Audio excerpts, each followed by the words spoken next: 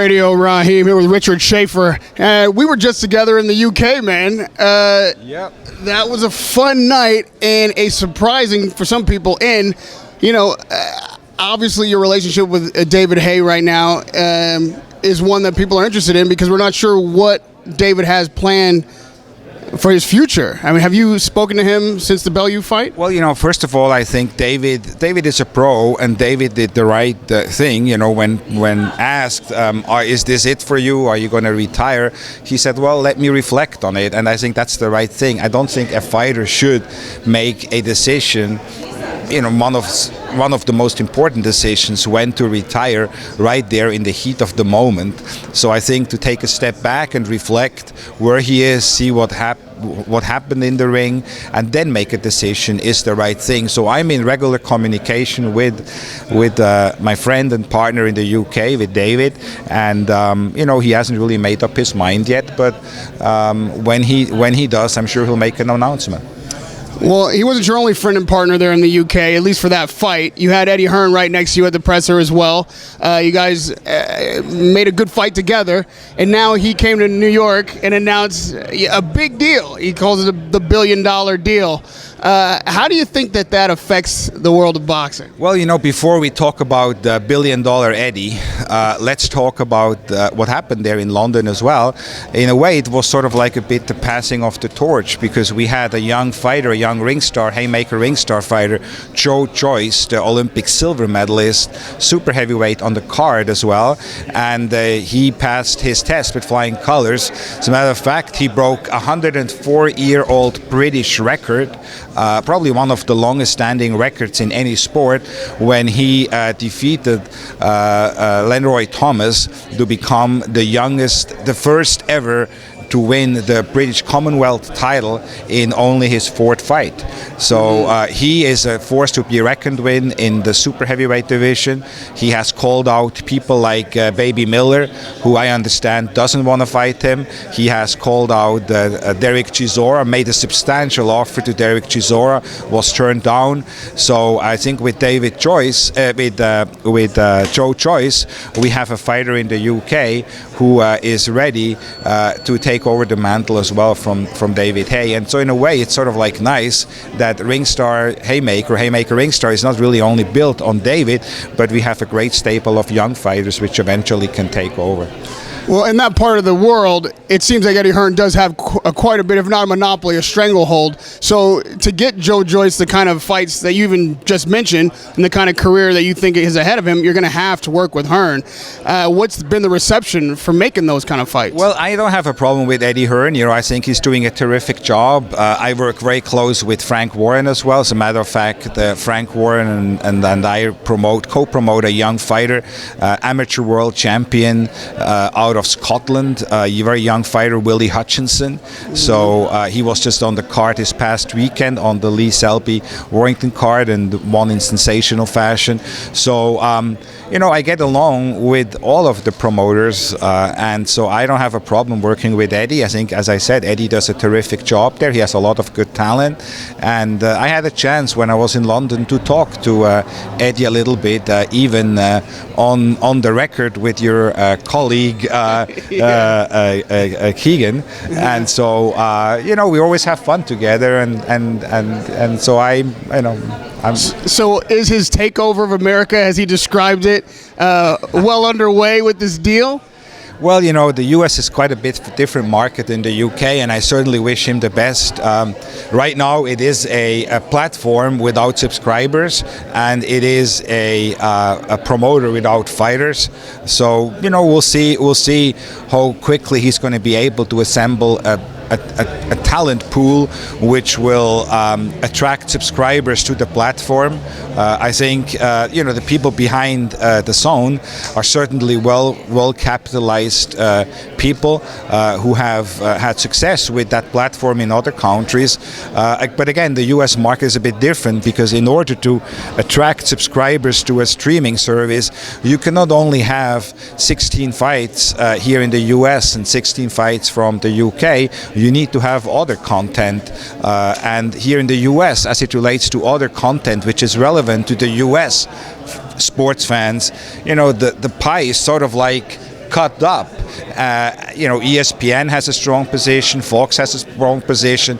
Most of those rights, whether if it's baseball or football or hockey or soccer or all these sports that matter in the U.S., those rights are gone. So how can you get other content to a platform to really build up the subscriber base? It's going to be costly, and it's going to be interesting how they're going to achieve it. But if in the end of the day it's for the betterment of the sport and the fight fans see more and better quality matchups, hey, I'm first and foremost a fight fan, and I wish him all the best. What you described sounds like a challenge certainly for the platform, but for Eddie's piece of the platform, if it were just boxing, he does have fighters. It certainly has a stable. The question being, these fighters can be seen regionally a lot of times. Very few fighters get global screen time, regardless of how big they are in their particular country. So is this digital age a way for fighters to get global exposure? And do you think he could bring his current stable and maybe draw some other fighters into a platform like that if he can pay them and get them global attention? Well, I think you're going to need to find fighters and sign fighters which are relevant to the U.S. market in order to get eyeballs. And if somebody does write such a big check, if that in fact is the case, who knows if it's true? Who knows if it's really an 8-year deal? I've heard that it was a 2-year deal with an option for another 6. I think the money people behind it, I'm sure they're going to want to see some traction. They're going to want to see, okay, how are we building this? Are we getting subscribers? Are people signing on to this?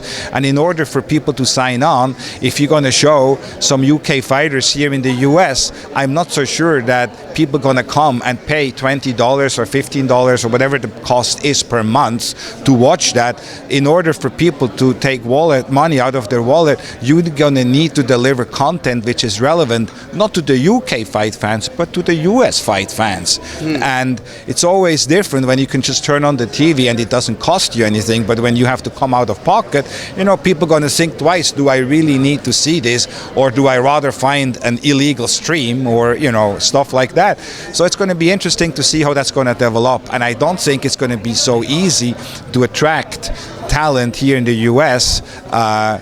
To this platform, because as I said, right now they might have money, but they don't really have any eyeballs. And what is interesting as well, when you look a little bit further, you see multiple announcements from Eddie that this platform does not believe into the pay-per-view product, that in fact the pay-per-view product here in the United States is flawed. And when you look then at the fighters, whether if it's a Deontay Wilder or Errol Spence or a Mikey Garcia or the Charlos and others, these are all fighters who have worked their way up, often since childhood, diligently working in the gym, performing in the ring, performing outside of the ring, to eventually become pay-per-view attractions. And all of these fighters he mentions are fighters which are currently at the cusp of becoming pay-per-view stars. And Floyd Mayweather, the king of them all, the pay-per-view king, he didn't start with 1 million home pay-per-view. No, he worked his way up. He fought Baldomir. He did, 350,000 homes. So you're going to work your way up to become the pay-per-view ladder, to eventually become the face of the pay-per-view like Floyd did. All of these fighters Eddie mentions are right there. They're ready to burst into the pay-per-view scene with their first pay-per-views, whether if it's 100, 200, 300,000 homes, but start building themselves up as pay-per-view attractions. Even Bob with ESPN is going to do pay-per-views, So I think if you sign a fighter to a new platform and you keep that fighter captive to a budget, even if it's a big budget, you really don't allow them to become the pay-per-view stars they could eventually become. Who would have thought that Floyd Mayweather was going to end up making 100, 200, 300, 400, 500 million dollars a fight? That he could never do with the zone, because there's a limit to the budget. So I believe in a system, I think all of us here in the US believe in a system where there is no cap, where a fighter can make as much money as he can depending on the magnitude of a star he becomes. And that's the beauty of the American system. And it's interesting that actually Eddie I think, believes in that same system as well, because why would he have otherwise pay-per-view and a pay-per-view platform in the United Kingdom? Why wouldn't he just put Anthony Joshua in the United Kingdom on the zone? Why? Well, because he realizes that the most money Anthony Joshua can make in the UK is on pay-per-view. So why would he want to come here to the US and lure all these fighters who are ready to enter the pay-per-view market to his platform where there is no pay-per-view? Who is the beneficiary of that? Is it the fighter? Certainly not, because the fighter's earnings potential is going to be capped. So who is the beneficiary?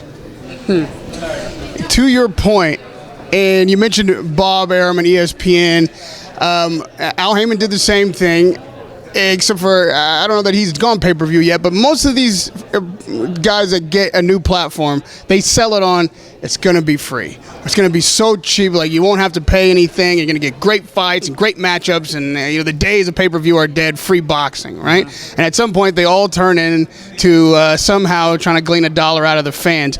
Is this thing just like a mirage that promoters use? Does anyone ever have the real intent of delivering the fans what they promise? That's a good question. Well, I don't think they're really saying it's going to be free, because the fact is you're going to have to pay. In Canada, I believe they're charging $20 for the zone per month. Mm-hmm. So if, let's just assume they charge the same $20, or maybe they make it here a bit cheaper, $15. But if you for argument's sake, let's say it's the same like in Canada, $20. You're a fight fan, you're going to have to pay now 12 times $20, $240 a year. Or even if you only subscribe for 1 month and then you cancel, and then when there's a fight, you subscribe again, you start adding these $20 a pop, you start adding them up. It's not exactly free. And if in fact you do subscribe for 12 months and it costs you $200, $240 for the full year, well, that covers quite a bit of pay-per-views, by the way. So is it in the end maybe cheaper to go the pay-per-view route? I mean, how many pay-per-views do people buy a year? 2? And let's say the pay-per-view is $60, it's $120. Well, that's still only half the price what you would pay for a subscription service. So, it's not cheap these days, unfortunately, to be a boxing fan. ESPN is very reasonable at $4.95, $5. But if those guys are going to, the zone charge $20, and then you have to pay for HBO, and you have to pay for Showtime, and you start adding all these, and once in a while a pay-per-view, it's not cheap. And if they say it's free, it's not really free. Nothing's free except for Richard Schaefer's time when it comes to Radio Raheem. And I always appreciate that, man. Your generosity. You broke that down to the barest last nickel. So we appreciate that. Radio Raheem with Richard Schaefer. Thank you.